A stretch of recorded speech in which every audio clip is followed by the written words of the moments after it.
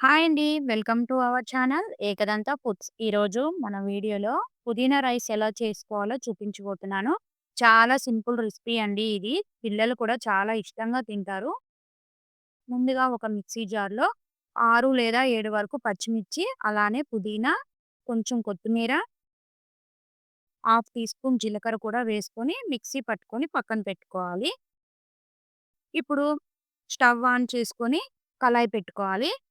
Oil వేసుకొని, oil వేడైన తర్వాత శనగపప్పు, అలానే జీలకర్ర, అలానే ఆవాలు కూడా వేసుకొని దోరగా వేయించుకోవాలి. పొడవుగా కట్ చేసుకున్న ఆనియన్స్, అలానే ఆలు, క్యాప్సికమ్, క్యారెట్, క్యాబేజీ వేసుకొని బాగా కలుపుకోవాలి. మీకు ఎలాంటి ఫుడ్ ఐటెమ్స్ గానీ, వెజ్ పికిల్స్ గానీ, నాన్ వెజ్ పికిల్స్ గానీ ఏది కావాలనుకున్నా కింద కనిపిస్తున్న వాట్సాప్ నంబర్ ద్వారా మీరు ఆర్డర్ చేసుకోవచ్చు. ఇప్పుడు మూత పెట్టుకొని లైట్‌గా మగ్గిన తర్వాత మూత తీసుకోవాలి.